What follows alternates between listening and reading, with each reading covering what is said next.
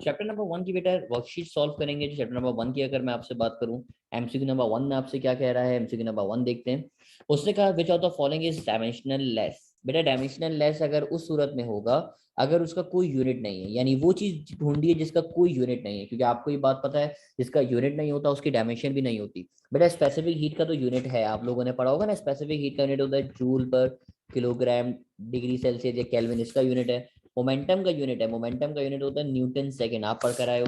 Universal gravitational constant, बेटा ये तो यूनिट आपने बहुत अच्छे से पढ़ा है, इसका यूनिट क्या पढ़ा है आप लोगों ने, डायमेंशन पढ़ी होगी, यूनिट पढ़ा है कैपिटल जी की वैल्यू न्यूटन मीटर स्क्वायर पर केजी स्क्वायर। इन तीनों के तो आपको यूनिट समझ में आ रहे हैं, लेकिन ये जो नजर आ रहा है ना option number A refractive index, इसका यूनिट नहीं होता तो इसकी डायमेंशन भी नहीं होगी। अब ये रिफ्रैक्टिव इंडेक्स होता क्या है, रिफ्रैक्टिव इंडेक्स मैं आपको बता भी देता हूँ। रिफ्रैक्टिव इंडेक्स बेटा, रिफ्रैक्टिव इंडेक्स है म्यू इज इक्वल टू, ये कहलाता है speed of light, speed of light in air, ये ऊपर आता है एयर, और नीचे हो जाता है speed of light in medium. तो मैं स्पीड की जगह, स्पीड ऑफ लाइट की जगह स्पीड इन एयर लिख देता हूँ। Speed of light in air divided by speed of light in medium. अब देखो ऊपर भी स्पीड है नीचे भी स्पीड है, तो स्पीड से यानी स्पीड का यूनिट मीटर पर सेकंड होगा, तो या डायमेंशन होगी एल अपॉन टी, तो दोनों आपस में कैंसिल होंगे, तो इसकी कोई डायमेंशन नहीं बचेगी, यानी नो डायमेंशन इसका आंसर आएगा। तो एमसीक्यू नंबर 1 बड़ा आसान सा था, आपके लिए आपने सॉल्व करना आया। एमसीक्यू नंबर 1 के बाद MCQ number 2, the dimensional formula for angular velocity is dash. Angular velocity की डायमेंशन आपको बतानी है, तो मैं आपको निकलवा कर आया एंगुलर वेलोसिटी की डायमेंशन। याद है फॉर्मूला क्या था, v is equal to R omega, या omega is equal to V upon R. आप बोलेंगे यस सर, v की डायमेंशन क्या है, L T minus one, radius की डायमेंशन है एल, एल से एल कैंसिल होगा, तो एंगुलर वेलोसिटी की जो डायमेंशन आएगी वो क्या आएगी, टी माइनस वन। अब क्योंकि एम और एल है नहीं, तो ये ऐसे हो जाएगा एम जीरो एल जीरो और टी माइनस वन, ये इसकी डायमेंशन आएगी कि एम जीरो एल जीरो और टी माइनस वन, ये डायमेंशन आ रही है मेरे पास किसकी, एंगुलर वेलोसिटी की। एंगुलर वेलोसिटी की मैंने डायमेंशन निकाल के दिखाई, एम जीरो एल जीरो और टी माइनस वन।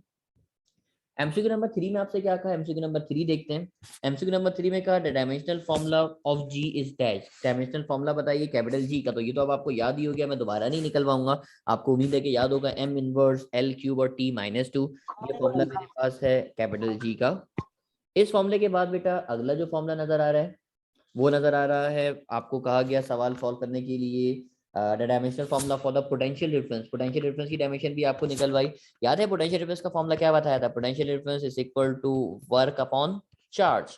बेटा वर्क की डायमेंशन थी मेरे पास M L square T minus two, जबकि चार्ज की डायमेंशन आपको बताई थी आई और टी।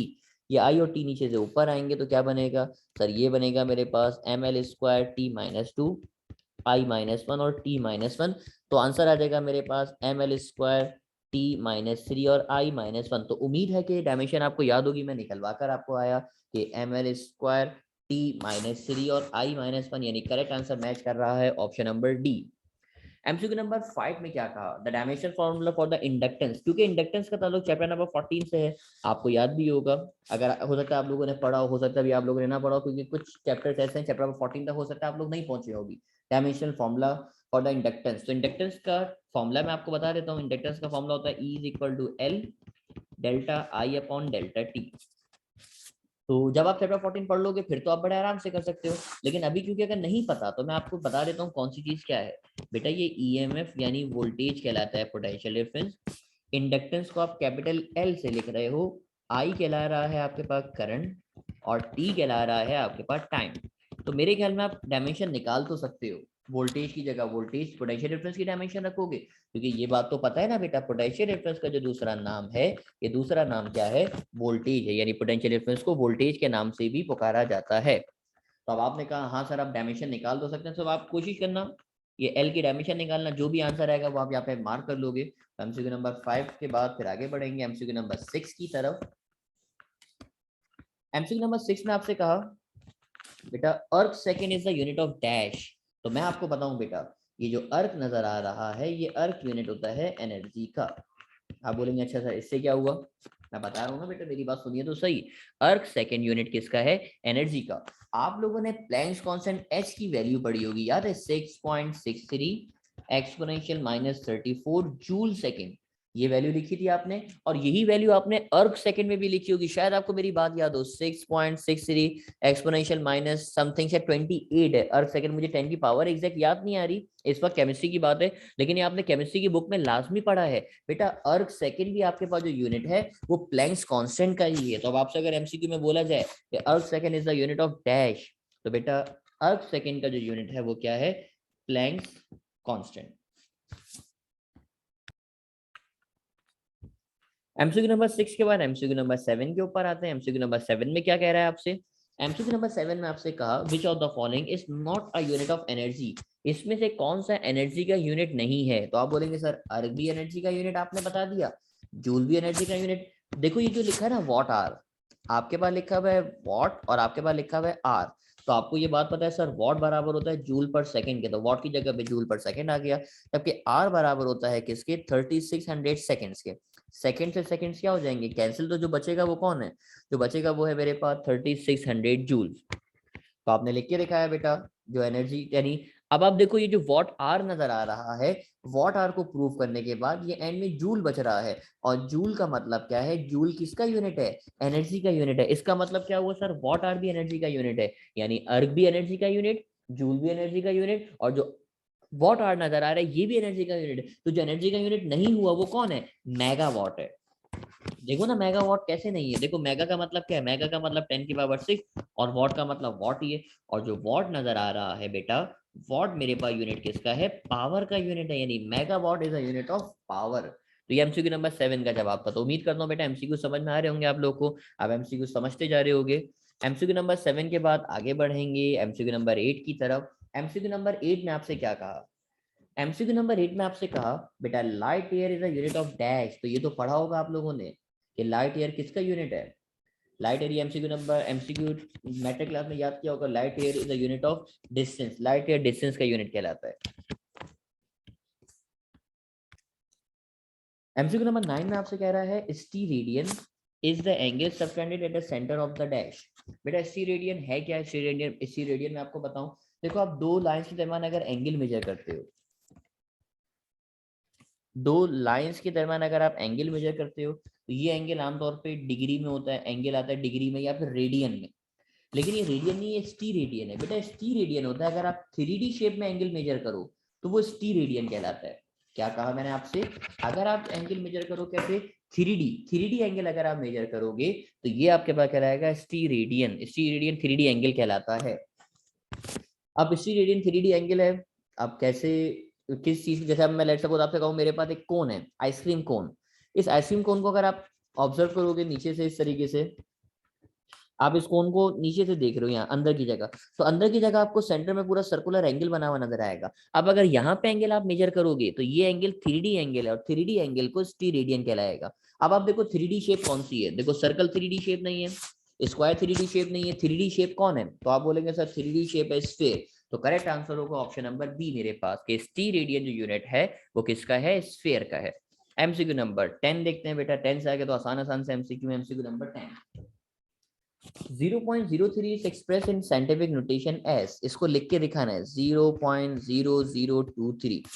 डेसिमल को एडजस्ट कराओगे बेटा, डेसिमल को 1 2 3, डेसिमल को 3 दफा अगर जम कराओगे तो ये बनेगा 2.3, डेसिमल को अगर आप 3 दफा जम कराएंगे तो बनेगा 2.3, और 10 की पावर हो जाएगी कितनी, -3। तो करेक्ट आंसर आएगा ऑप्शन नंबर ए, यानी 2.3 एक्सपोनेंशियल -3, ये इसका आंसर हो जाएगा। तो साइंटिफिक नोटेशन में लिखने का तरीका है जो बड़े आसानी से आप डील कर सकते हो। जबकि अब आपसे कह रहा है which of one of the following is the least multiple, सबसे कम वैल्यू किसकी है इसमें से, तो मैं आपको बताऊं बेटा, पीको का मतलब होता है 10 की पावर -12, नैनो का मतलब होता है 10 की पावर -9, फेमटो का मतलब होता है 10 की पावर -15, और एटो का मतलब होता है 10 की पावर -18। तो इसमें से सबसे लीस्ट, सबसे छोटी वैल्यू कौन सी होगी, तो बेटा सबसे छोटी वैल्यू अब एटो है। आप लोग मुझे जवाब दे रहे हो फेमटो, वो आंसर की में गलत है, मार्क गलत हुआ, मतलब करेक्ट आंसर फेमटो नहीं है बल्कि एटो, क्योंकि स्मॉलेस्ट जो नजर आ रहा है वो 10 की पावर -18 है, तो 10 की power -18 is the smallest one, and atto is the correct answer. MCQ number 11 के बाद एमसीक्यू नंबर 12, नंबर आपको दे रहा है 0.000121 हैज डैश सिग्निफिकेंट फिगर बेटा। ये देखिए 1 सिग्निफिकेंट, 2 सिग्निफिकेंट, 1 सिग्निफिकेंट, डेसिमल के बाद लास्ट का जीरो सिग्निफिकेंट, जबकि स्टार्ट वाले जीरो सिग्निफिकेंट नहीं होते। तो टोटल सिग्निफिकेंट फिगर जो आपको नजर आ रहे हैं वो टोटल सिग्निफिकेंट फिगर कितने नजर आ रहे हैं, 4 नजर आ रहे हैं। तो करेक्ट आंसर हो जाएगा ऑप्शन नंबर ए मेरे पास। जबकि एमसीक्यू नंबर 13 का जवाब तो दीजिए बेटा, जवाब क्या हो सकता है एमसीक्यू नंबर 13 का? The definite number of significant figures in 5000। 5000 में कितने सिग्निफिकेंट फिगर हैं? आप बोलेंगे सर डेसिमल नजर नहीं आ रहा, इसका मतलब आखिर के जीरो सिग्निफिकेंट नहीं है। तो सिग्निफिकेंट है वो सिर्फ और सिर्फ कौन है, 5 है। तो करेक्ट आंसर क्या हो जाएगा, 1 सिग्निफिकेंट फिगर। सिग्निफिकेंट फिगर का एक और एमसीक्यू मुझे नजर आ रहा है, एमसीक्यू नंबर 14। जरा देखिए ना एमसीक्यू नंबर 14 क्या है। एमसीक्यू नंबर 14 में कहा 2.00 और 10 की पावर -9। तो अब आप देखो 10 की पावर -9 को तो आपने काट दिया क्योंकि ये सिग्निफिकेंट है ही नहीं।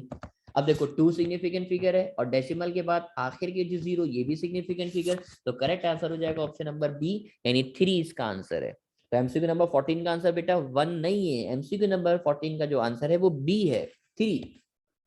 क्योंकि देखो ना डेसिमल के बाद आखिर के जो जीरो नजर आ रहे हैं वो आखिर के जीरो सिग्निफिकेंट है। तो करेक्ट आंसर है इसलिए ऑप्शन नंबर बी बन रहा है 14 का। अच्छा 15 बड़ा interesting, the dimension of modulus of elasticity. Modulus of elasticity की डायमेंशन बताइए। देखो ना मॉड्यूलस ऑफ इलास्टिसिटी की डायमेंशन आपको पता है कि मॉड्यूलस ऑफ इलास्टिसिटी का फॉर्मूला होता है E is equal to stress upon strain. अब मैं आपको बताऊं बेटा, स्ट्रेन की तो कोई डायमेंशन है ही नहीं, तो जो डायमेंशन मॉड्यूलस ऑफ इलास्टिसिटी की होगी, जो डायमेंशन आपको यहाँ पे नजर आ रही है मॉड्यूलस ऑफ इलास्टिसिटी की, वही डायमेंशन मेरे पास किसकी होगी, स्ट्रेस की भी होगी। या जो डायमेंशन स्ट्रेस की होगी वही मॉड्यूलस ऑफ इलास्टिसिटी की। तो आप बोलेंगे सर स्ट्रेस तो हमारे पास नहीं है, लेकिन एक बात बताओ मुझे, आपने पढ़ा है ना स्ट्रेस और प्रेशर दोनों सेम चीजें तो होती हैं, दोनों के फॉर्मूले सेम है।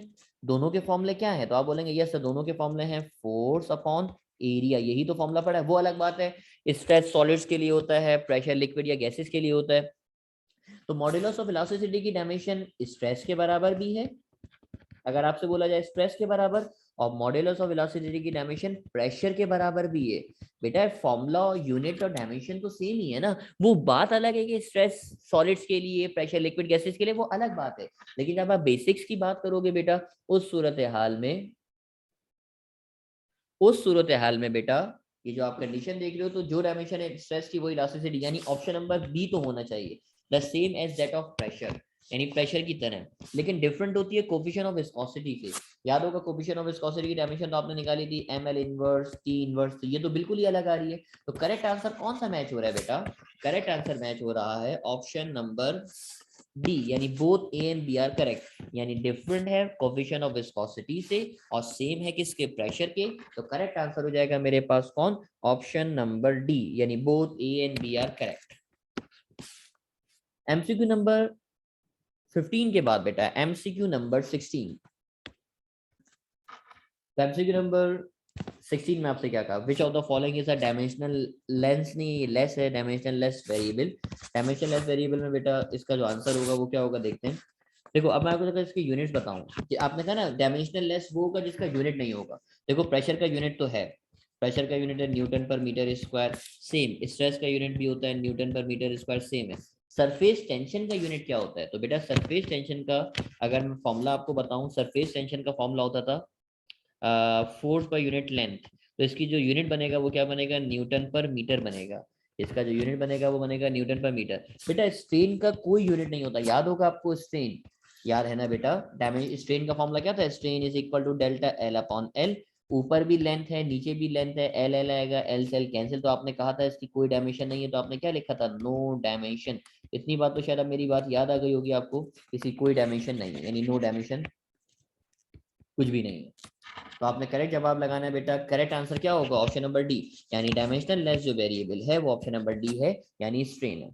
एमसीक्यू नंबर इसके बाद अगला देखेंगे 17। 17 में अब आपसे क्या कह रहा है, one fermi is equal to dash. Fermi वाला एमसीक्यू यहाँ नीचे अलग से सॉल्व कर देते हैं, जगह अगर मेरे पास बच्चे यहाँ कर देते हैं, चलो यहाँ समझाने में आसानी होगी। वन फर्मी, देखो फर्मी का वर्ड जो निकला है वो निकला है फेम्टो से, और फेम्टो का मतलब है 10 की पावर -15। तो वन फर्मी का जो आंसर है, अगर मैं वन फर्मी के आंसर की आपसे बात करूं बेटा, तो वन फर्मी का जो आंसर है वो है 10 की पावर -15 मीटर। तो अब आप आंसर अगर इसका देखोगे तो करेक्ट आंसर आपको नजर आ रहा है ऑप्शन नंबर सी। लेकिन मैं बोलूंगा बेटा रुको जरा, सब्र करो, यहाँ से थोड़ी सी मुश्किल है बेटा। ये आंसर एंगस्ट्रॉम में दिए हैं, जबकि मैं जो आंसर निकाल रहा हूँ वो मीटर में निकाल रहा हूँ। अब दोबारा से चेक करना पड़ेगा मीटर। अब देखो मीटर से एंगस्ट्रॉम में लाने का तरीका होता था, आप डिवाइड करते थे 10⁻⁻10 से, तो ये एंगस्ट्रॉम में कन्वर्ट होगा। 10⁻⁻10 नीचे से ऊपर आएगा तो ये बनेगा 10⁻10 -15 और +10, तो इसका आंसर आ जाएगा 10⁻⁻5। ये आंसर आएगा एंगस्ट्रॉम में, यानी 1 फर्मी बेटा बराबर किसके है, 10⁻⁻5 एंगस्ट्रॉम के। तो यहाँ एमसीक्यू के ऑप्शन में मिस्टेक है, मैं अपनी बात को एक्सेप्ट करता हूँ बेटा। ये 10⁻⁻15 नहीं है, ये बल्कि 10⁻⁻5 होगा। और करेक्ट जवाब ऑप्शन नंबर सी है, यानी 10⁻⁻5 और आगे एंगस्ट्रॉम आ जाएगा। तो करेक्ट जवाब ऑप्शन नंबर सी बनेगा।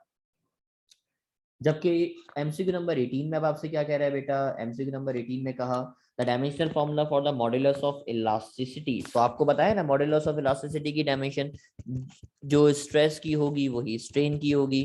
तो अगर आप निकालना चाहो तो निकाल सकते हो, जो स्ट्रेस की वही मॉड्यूलस ऑफ इलास्टिसिटी की। स्ट्रेस का फॉर्मूला क्या है, तो आप बोलेंगे सर स्ट्रेस का फॉर्मूला होता है, याद कीजिए, फोर्स अपॉन एरिया।